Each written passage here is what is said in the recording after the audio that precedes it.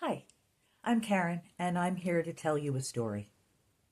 Home for Christmas is a standalone novella in my Ava and Claire series, set in Philadelphia from the 1930s through the 1950s. Now, you don't have to have read the previous books to get what's going on here. It's a Christmas story after all. But the characters you'll meet are the ones from the series: Ava and Claire, two 40-something women who live in Philadelphia, and Pearl, Dan, and Thelma, who are three of Ava's six children. The story takes place over a 9-day period in December 1941, and for that reason, I'm releasing the story over the next 9 days. And I hope you'll check in every day at around 7 p.m. to hear the next installment. Now, let's hear that story. Christmas won't be Christmas without any presents. Pearl pauses, letting Miss Alcott's words sink in. We know what they mean, and it's not just what's written in Little Women, the book we've read aloud every December for 10 years. I remember those Christmases, Thelma says, lying back on the bed and swinging her long legs up against the wall. I don't. 8-year-old Grace is curled between them like a puppy. And Christmas won't be Christmas without Toby. That's why I asked Santa to bring him home.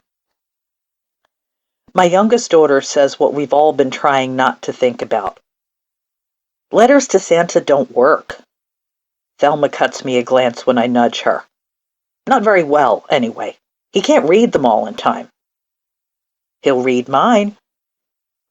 Are you accepting other gifts?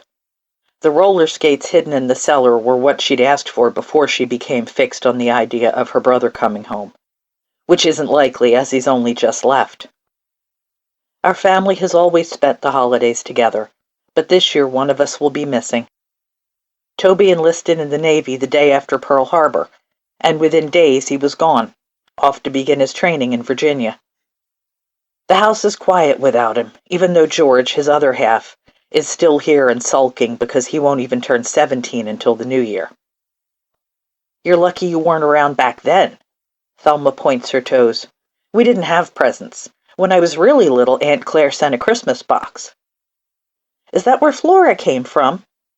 Yes, and you still can't have her. The doll in question gazes benevolently down from a shelf in the girl's room, well out of Grace's reach, at least so far. I don't put it past her to sprout wings if she can't reach it from a chair. Can we get back to the story? I want them to stop squabbling. But even more, I want to not talk about Toby's absence. Pearl obligingly begins to read, and for the time being, we allow ourselves to be carried off by the story of the 4 March girls, whose Christmas was both as bleak and as powerful as those long-ago Christmases when my children didn't have any presents. Max comes in from the clinic at 6, letting himself in the back door and waltzing up behind me to put his hands on my cheeks. He smells of cold air, and for a moment I want to forget my chores and lean into his comfortable embrace. But the supper won't cook itself, so I turn, kiss him briskly, and say, any later and we'd be eating without you. You'd wait for me. He kisses my neck, which makes me break out in goose flesh more than the touch of his cold hands. I'm worth it. You are. It's my nature to push back against things that come too easily, and that includes happiness. And this unexpected man has made me so very happy. Go and hang up your coat and call the kids. I'm almost ready. Why aren't they helping? He takes off his overcoat and lifts the lid off the stew pot. Ooh, that smells good. I swat him away with the kitchen towel. He laughs and skips aside. For all the grief I give him, he is no more grown than any of the kids. Thelma helped earlier, and then we took a break when Pearl got in. They both had schoolwork, but they should be done by now. Pearl is in her last year of college. I made her promise that she'll graduate before she considers taking up any kind of war work. At 14, Thelma is biding her time until she can leave school. She wants to be a dancer, and while I firmly believe my girl is talented and determined enough to do anything, she will be held to the same promise. I couldn't finish school because I had to help support my family. All my kids, except Dan, will graduate at least high school if I have to drag them across that stage by the scruffs of their necks. Grace sidles into the kitchen, looking around for something to snack on. I hand her the towel and say, "Fold that and put it on the table. I'm about ready to bring in the stew." "Yes, Mama." She skips out, one cheek bulging suspiciously. What did she manage to grab before I saw her? I peek out the kitchen door to make sure the table is set, then hoist the pot in both hands. Max appears in the doorway. "Put that down," he orders. "Let me do the heavy lifting around here once in a while." "Be my guest." I hold the door and take my seat as he settles the pot on the towel. Pearl grabs a big spoon from the sideboard and dishes out stew as bowls are passed to her. First Max, then me, followed by Thelma, George, Grace, and Peggy, who is not technically our child, but who has lived with us for almost as long as Grace has been alive. "I hope maybe Dan would be here for supper," Pearl says as she sits down. "He said he'd try." "I'm sure he did." Max reaches for a roll. "But they're going nonstop at the Navy Yard. He'll be here when he gets here." Dan, my eldest, has long since moved out, but since war was declared, we've seen less of him than ever. Because we're close to the streetcar line, on nights when he works late, he often sleeps on the sofa and goes straight back to work in the morning. Some days I come down to find a mug in the sink, the only evidence that he's been there at all. "Do you think he'll move back now that Tommy's joined up?" George speaks for the first time. "There's too many girls in this house." "You can ask." Max meets my eyes from the other end of the table. He knows how much I would love to have Dan come home. He was upset when he was declared 4F because of a childhood injury, but I breathed a sigh of relief that I would have one less boy to worry about. "Will Toby ever come back?" Grace props both elbows on the table and looks from one parent to the other. "Of course he will." We all rush to reassure her, though I don't think she meant the question as it sounded, or as we all fear. "Just not in time for Christmas." Her lip rolls out, making her look remarkably like her missing sibling. "But I want him here." We would all like him home for Christmas, but Max warned that it's not likely to happen. "They'll give him leave before he goes overseas," he said, "but the Navy isn't going to let him loose just because his family wants to spend the holidays with him." I understand, but I don't like having a gap at the table. Dan may not live with us, but until the war he came home often enough that he still felt part of the family, whereas Toby and George, for all that they've grown up in our midst, have never quite fit. Grace is closer to her brothers than any of the rest of us, and they've always tolerated her surprisingly well. She'll bear watching, especially once George is old enough to enlist. "Did I miss the start of Little Women?" Max attempts to turn the conversation to something more cheerful. "You did." Thelma tucks her blonde hair behind her ears. "Pearl read the first couple of chapters when she got home." "Aw." He likes our traditions, even the ones that started before he joined the family. "I don't guess you'd want to start over?" Pearl shakes her head. "No, but if you want to read the next chapter after we finish eating, I wouldn't object." "Do the voices, Pop?" Grace pleads. "Pearl reads too serious." "Be nice," Pearl warns, tapping her spoon against the bowl, "or you won't get another word out of me." "I can read it myself." Grace can read, but her boast of being able to tackle a grown-up book like Little Women is just that. "And I remember it all from last year anyway. Why do you read the same book over and over?" "Because it's good," Pearl says. "And because Aunt gave it to her for Christmas when we were kids," Thelma adds, "the same year she gave me Flora. It's what we do every year. If you don't like it, make up your own tradition." "Kids," Max says mildly. "You're going to give me heartburn if you don't knock it off."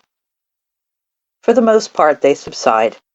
The Grace still kicks her heels against the chair legs while George stares at the opposite wall, his thoughts very clearly at basic training with his brother. The longest separation my sons have ever experienced was the 15 months between their births, but this, I think, will be harder on them, and on the rest of us. We started reading Little Women today. That whole time flies idea is true, because I'm not sure how it's been 10 years since we started. Mama took some time and sat on the bed with us for almost an hour, which kept Grace from being too antsy. Afterward, Thelma went down and helped in the kitchen while I finished my last paper. I've been looking forward to the Christmas break, not only because I'm exhausted, but because in between all the cooking and visiting, I'd like to write at least 2 stories before I go back. Once I'm done school and get a job, it will be harder to find time to write. I need to make it a stronger habit so I won't give it up when it gets difficult. Grace won't stop talking about Toby. I know she misses him, but she doesn't miss him as much as George. Every time he hears his brother's name, I can see the pressure building inside him. He's going to blow soon if he can't go and do what Toby's doing. Telling him he's too young makes absolutely no difference. When Dan stops by next, I'll ask him what we should do. Maybe he can find George some kind of war work that will make him feel better about not being in uniform. He's already working at the firehouse, and I'm pretty sure that fireman is a reserved occupation, so he wouldn't be drafted anyway. But no one has ever been able to tell that boy what to do. Peggy got in just in time for dinner. I apologized for starting the book without her, but she understands.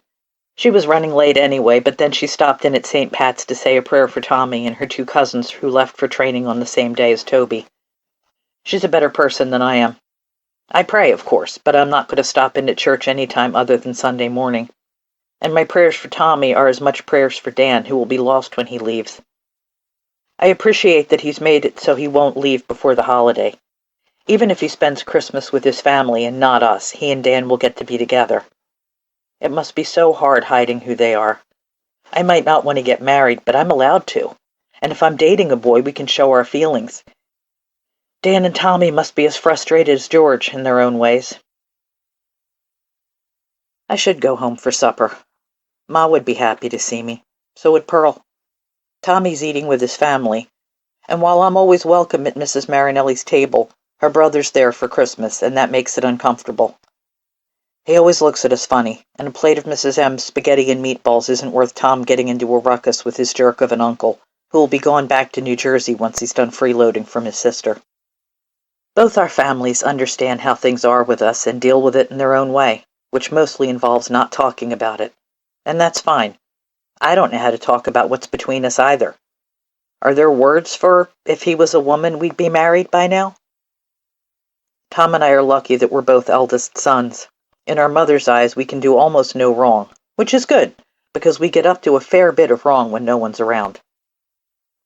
The streetcar grinds to a halt with a shriek of brakes, and the shift that's just been let out surges toward the open door. I push my way to the front and climb aboard. We're all tired and dirty, and those of us who get seats will close our eyes for a few minutes. I've fallen asleep before, but I've only missed my stop once.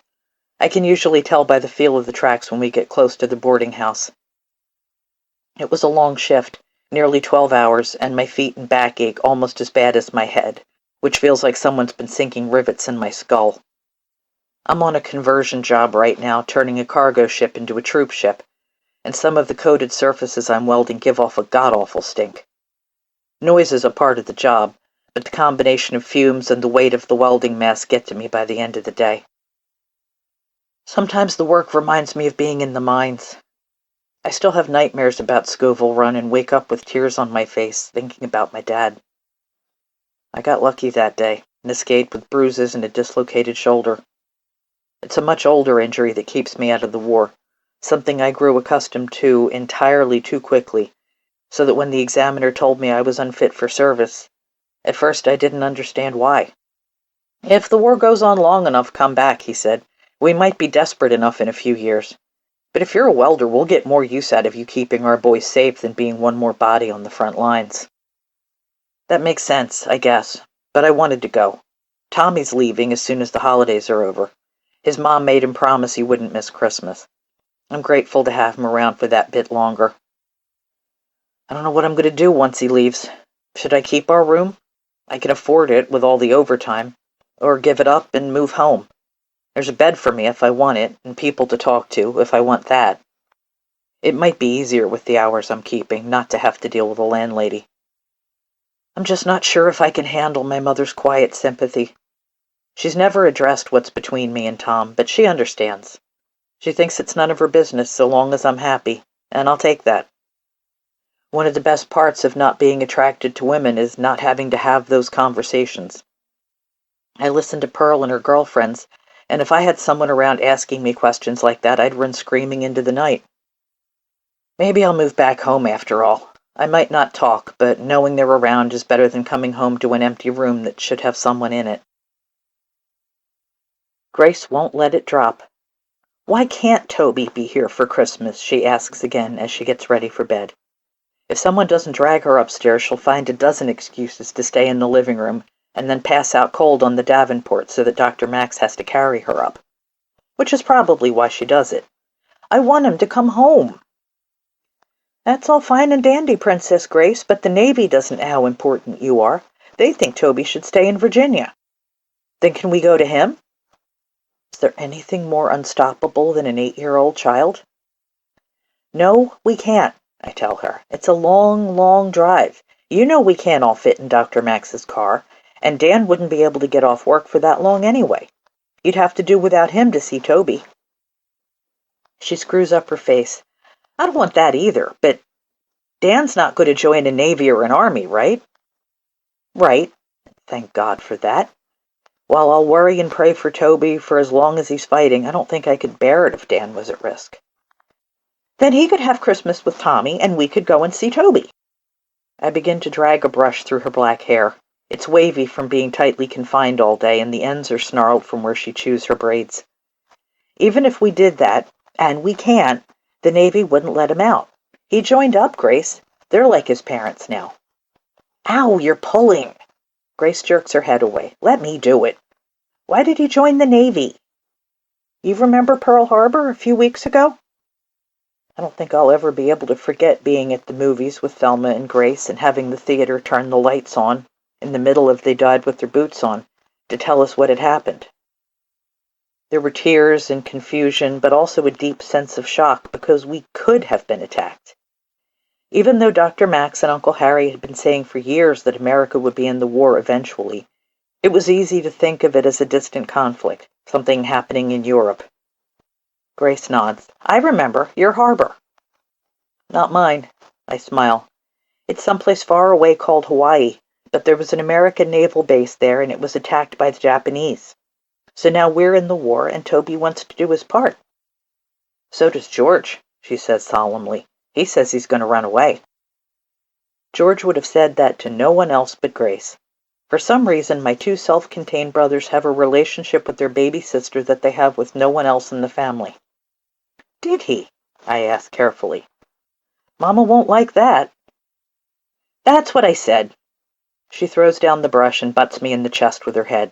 I said wait until after Christmas or she'd be mad. Did he listen?